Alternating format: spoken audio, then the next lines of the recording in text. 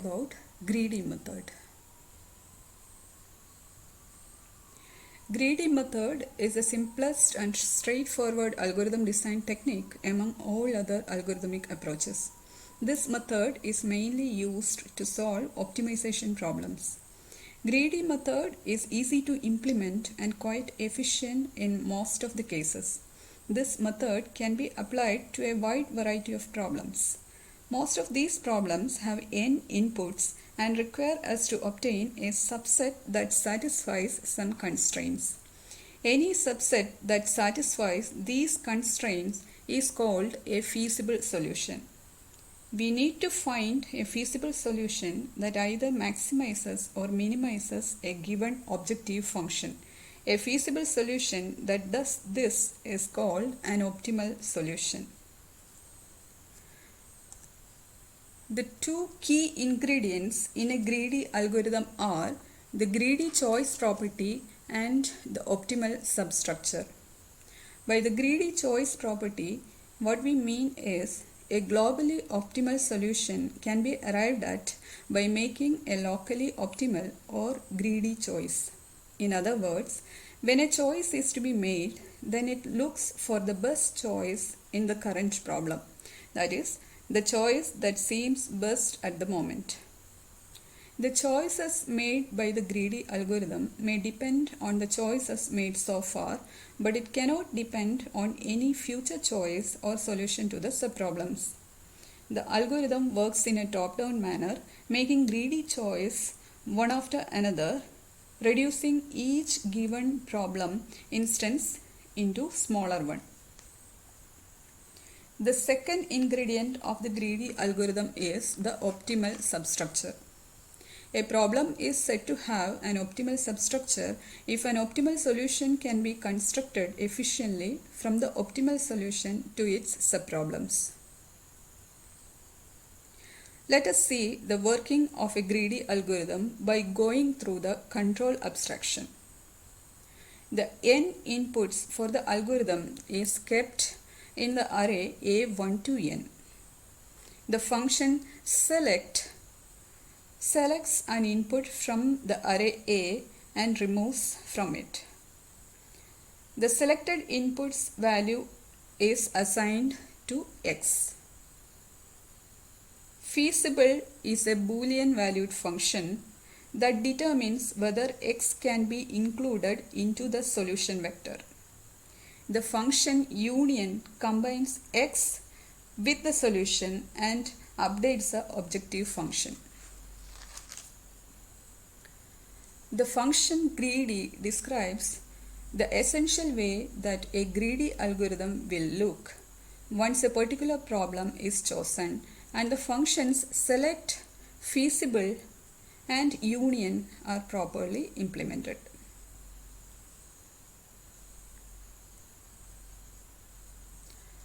Now let us see a problem which can be solved using greedy strategy.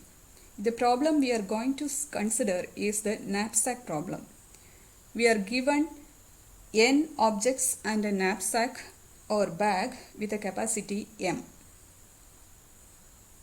Object I has a weight wi and a profit pi. If a fraction of object I is placed into the knapsack, then a profit of pi xi is earned, where xi is the fraction of the object I and the value of xi is in between 0 and 1. The objective is to obtain a filling of the knapsack that maximizes the total profit earned. Since the knapsack capacity is m, we require the total weight of all chosen objects to be at most m. We can think about a situation where a thief is robbing a store and finds n items. Each item has a particular cost and weight. He is carrying a knapsack or bag which has a capacity m. How can he select items so that he gets maximum profit? So the problem can be formally stated as maximize the total sum of pi xi subject to the weight. This is the profit earned and this is the weight of the items selected, and the selected items weight should be less than or equal to m, where m is the knapsack capacity. Xi, the value of xi is in between 0 and 1, and the value of I is in between 1 and n. So a feasible solution is any set satisfying 4.2 and 4.3. That is, these are the constraints. So in the definition we have seen there are certain constraints. The solutions, those are satisfying these constraints, are called feasible solution. So for a problem we can find a variety of feasible solutions, lots of feasible solutions which are satisfying the constraints. So in this problem these two, 4.2 and 4.3, are the constraints, and we can find many feasible solutions which are satisfying these constraints. But an optimal solution is the one which satisfies the objective function. So the objective function here is the profit. So we need to maximize the profit.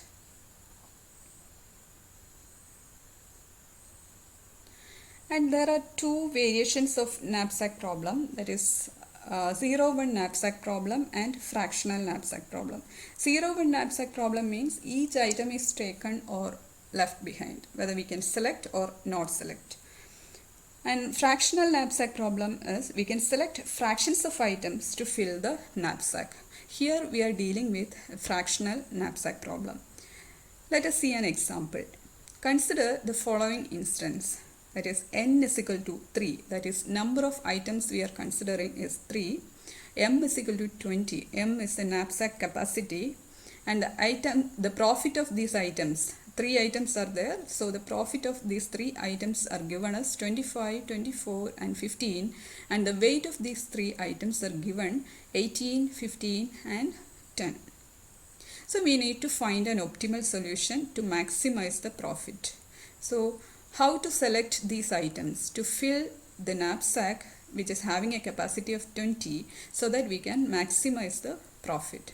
So these are some feasible solutions which are satisfying these constraints, and the optimal solution is the one which is having the maximum profit, that is 31.5 is the maximum profit here. So this one is the optimal solution here, and in the optimal solution we are not selecting the item 1, we are selecting the item 2, and 1/2 of the third item is selected. So by selecting these items in this order, we will get the knapsack capacity as 20 and the maximum profit as 31.5. So let us see the algorithm for knapsack problem, the fractional knapsack problem. So here the m is the knapsack capacity, n is the number of items given. So P is the profit of this n. P is an array which is having the profit of n items, and W here, W is missing. W of 1 to n contains the weights of these items. So the profit is given in the array P and the weight is given in the array W. W is missing here. So these items should be ordered in the order of, or in the ratio of Pi by Wi. So these items should be ordered in the decreasing order of Pi by Wi. That is, the first item is the one which is having largest Pi by Wi. So we need to sort all these items, all the n items, by the ratio Pi by Wi. So x1 to n is the solution vector. So there are n items we are considering, so the solution vector also contains n elements. So first thing is, so already we have sorted these items by considering the Pi by Wi ratio. So the item which is having the most or the highest value for Pi by Wi is considered first.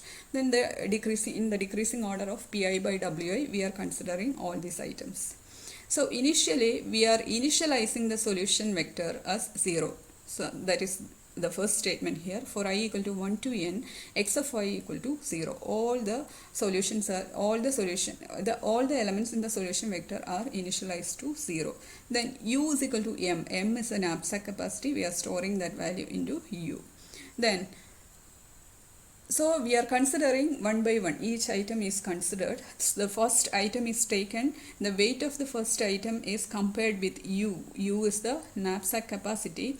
And if the weight of the first item considered is greater than the knapsack capacity, then we cannot select that item completely. So we are breaking from there and coming out of the loop, and then we are selecting a fraction of that item. We can take only a fraction of that item in that case. So we are selecting u by wi.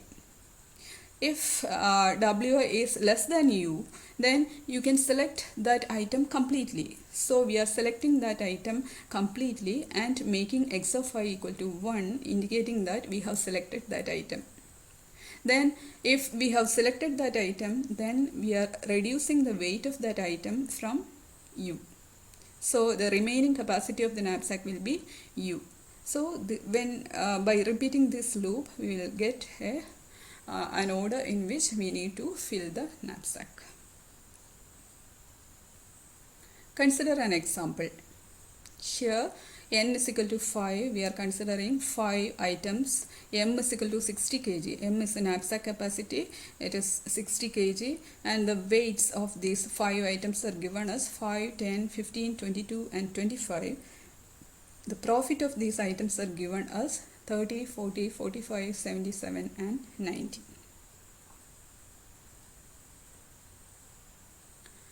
We can show it as a table. These are the 5 items.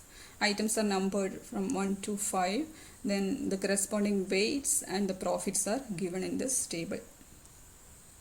So the first step is to compute the profit by weight ratio for each item. So in the algorithm also what we have done is, initially we are sorting in the decreasing order of profit by weight ratio. So for each item there is a weight and a profit. So the profit by weight ratio we need to find, that is for the first item 30 by 5, that gives 6, and for the second item 40 by 10, that gives 4. Likewise we are calculating the profit by weight ratio for all these 5 items, and we are getting values like this.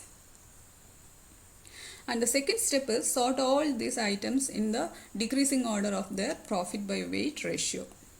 So here this first item is having the highest profit by weight ratio, so we are ordering temporarily as T1. This is the first item to be considered while filling the knapsack.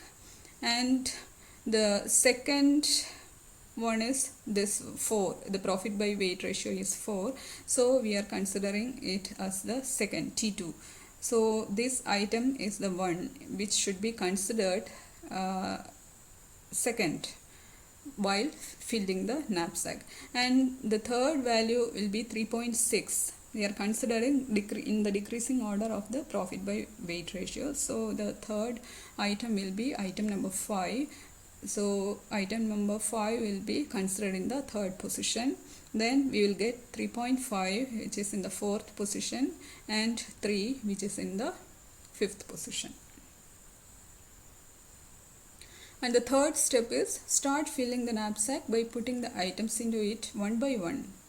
Okay, so in which order we are going to fill? We are taking this order. In this order we are going to fill the knapsack. T1.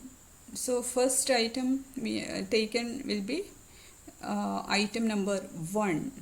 So the weight of that item is 5. The knapsack capacity is 60. Initially here you can see this table.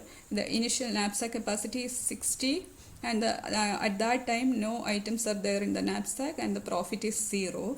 And we are taking the first item, item number 1 we are considering, and when we are putting that item into the knapsack capacity then becomes 55, because the weight of that item is 5. So we are reducing reducing 5 from 60 and we are getting 55. 55 is the remaining knapsack capacity, and the item we have selected is first item T1, and the profit we are getting is 30. The profit of this element is first item is 30. So the profit we are getting is 30 here, and this is I1 indicates item 1. I1 indicates item 1. So the second item we are selecting is the second item. So by putting that second item into the knapsack, the remaining knapsack capacity will be 45 because the weight of the second item is 10. So by reducing 10 from 55, we will get 45. This is the remaining knapsack capacity, and the profit of the second item is 40. So by selecting the second item, we are earning a total profit of 70 because we have selected the first item and we have selected the second item. So the total profit earned will be 70. And the third item we should consider is item number 5, that is I5 we are considering, and the weight of the item is 25 and the remaining knapsack capacity is 45 now, so we can select that item completely. And so by selecting that item completely, we will get a knapsack capacity, the remaining knapsack capacity as 20, because 45 minus 25, that is 20. So we have selected item number 1, item number 2 and item number 5. All these items are put into the knapsack, and the total profit earned now is 70 plus 90, that is 160. Then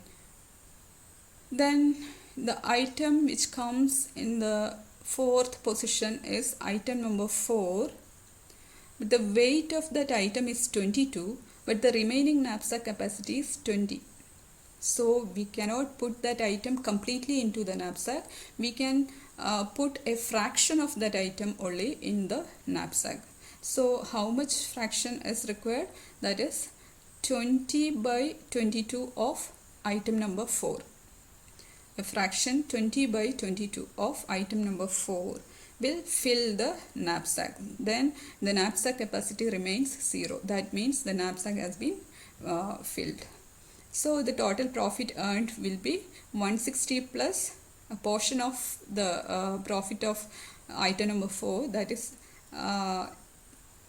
70. We are getting how to calculate that profit, that is 20 by 22. That much fraction only we have taken that into the profit of that item, that is 77. 20 by 22 into 77, that gives the value 70. So 160 plus 70, which gives 230.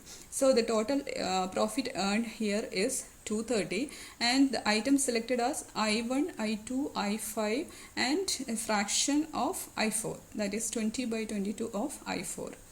And the solution set, we have a solution set X. That means if 5 items are there, then x1, x2, x3, x4 and x5. x1 means whether we have selected the first item or not. So the first item is selected completely, so the value 1 here. Then second item is also selected completely, so the value 1 here. Third item we have not selected, so the value 0 here. And fourth item we have selected a fraction of that item, that is 20 by 22. By reducing that, we will get 10 by 11. Then fifth item we have selected completely. So the final solution for this problem is 1, 1, 0, 10 by 11 and 1.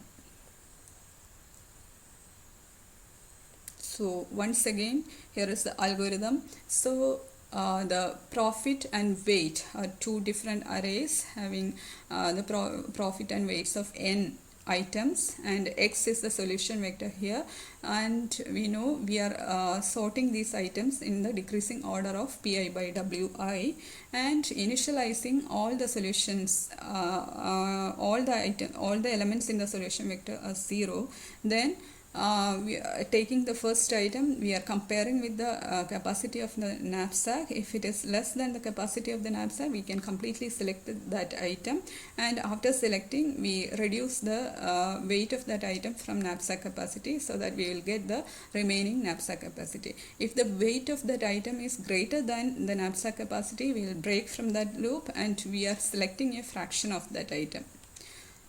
So this is the algorithm for fractional knapsack problem, and the time complexity of this algorithm is, we know for sorting the best time will be n log n, and the initialization step will take n steps, and here also these steps will be executing n times, so the greater value is n log n, so the time complexity will be n log n. Thank you.